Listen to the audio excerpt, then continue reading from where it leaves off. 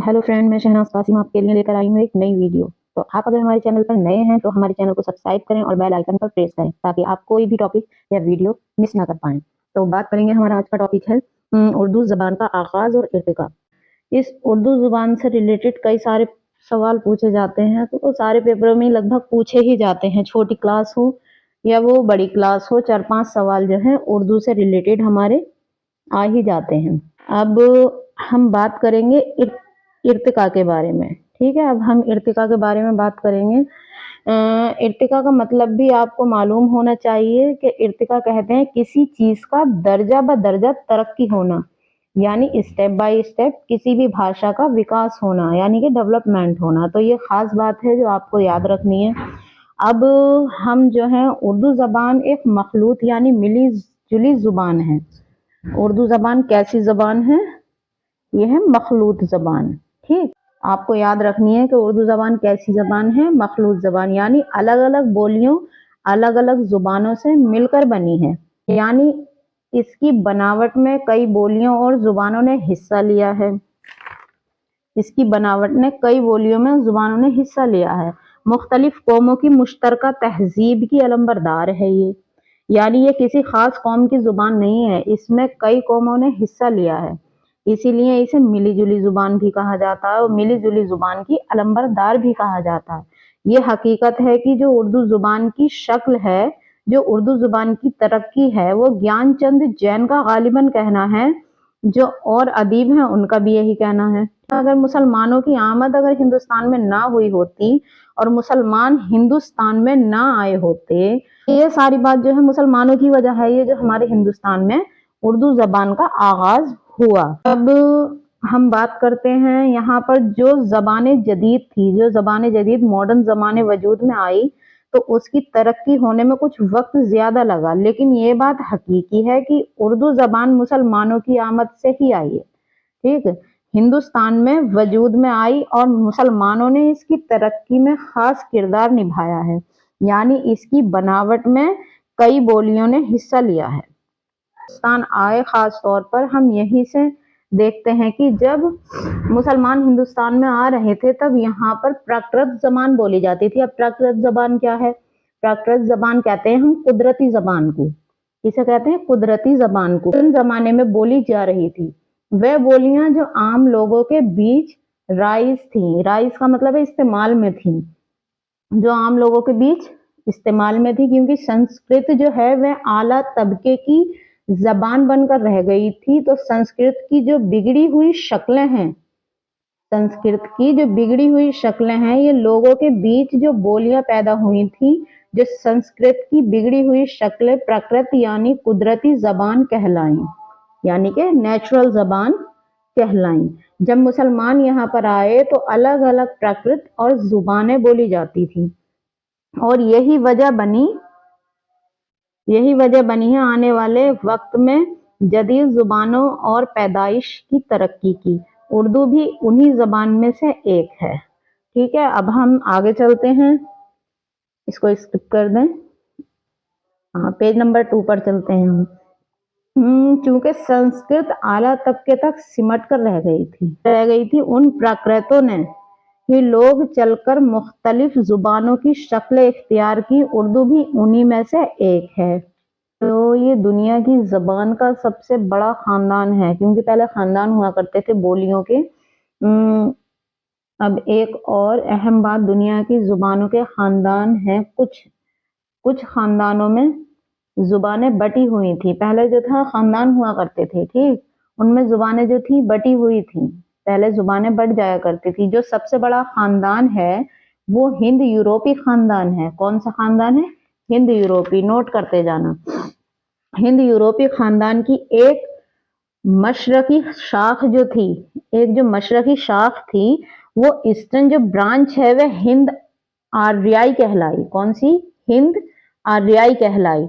अगर पूछ लिया जाए कि जुबानों का सबसे बड़ा खानदान कौन सा है, और अगर ऑप्शन में हिंद यूरोपी नहीं हो तो आप हिंद आर्याई लगा दें। उर्दू भी एक हिंद आर्याई जबान है। ठीक, अब इसके आगे हम पेज नंबर 3 पे चलते हैं। ठीक, अभी जो मैं आपको बता रही थी कि मगरबी हिंदी में एक प्राकृत शोर सैनी अपभ्रंश वजूद में आई, और शोर सैनी अपभ्रंश की एक बोली थी मगरबी हिंदी।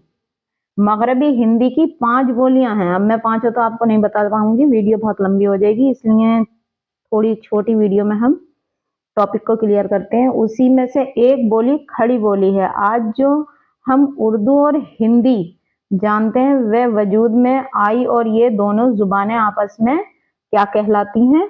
बहनें कहलाती हैं। क्या कहलाती हैं ये? बहनें। ठीक, ये जो है आपस में बहनें कहलाती हैं। अब हम आगे चलते हैं, आगे चलते हैं हम। देखिए, इंग्लिश जो है वो रोमन में लिखी जाती है। काय में लिखी जाती है? रोमन में। और रोमन जो है वो स्क्रिप्ट में, और हिंदी जो है देवनागरी में। तो उर्दू का जो रस्मुल खत है, ये जो है रस्मुल खत, ये ठीक, उर्दू का जो ये रस्मुल खत है, तो इसको जो लिपि है, इसकी जो लिपि है वो नस्तालिक कहलाती है। क्या कहलाती है? नस्तालिक कहलाती है। उर्दू की जो वो है लिपि, वो नस्तालिक कहलाती है। ये अरबी और फारसी से मिलकर बनी है। किससे मिलकर बनी है? अरबी और फारसी से। ठीक, इतना याद रखें। इसका नाम जो है नस्तलीक नाम है। ये जो रस्मुल खत है, जो लिखने का अंदाज है, जो हम ये लिखते हैं ये लाइनिंग में, जो ये रस्मुल खत है, इसे जो है लिखने के अंदाज को नस्तलीक कहा जाता है। ठीक है, ये याद रखें आप। नस्तालिक किसे कहते हैं? लिखने के अंदाज को। अब जो हमारी उर्दू जबान के कई नाम पड़े हैं, इसका एक नाम है हिंदी, और हिंदी रेख्ता है जबान दहलवी। जबान दहलवी ये इन नामों से भी जानी जाती है ज्यादातर। उर्दू जबान की पैदाइश के नजरियात देख लेते हैं। किसी का कहना है उर्दू जबान पंजाबी से निकली है, और कुछ ब्रज भाषा से बताते हैं। ठीक, अब हमारे जो मोहम्मद हुसैन हैं, ये जो हमारे मोहम्मद हुसैन हैं,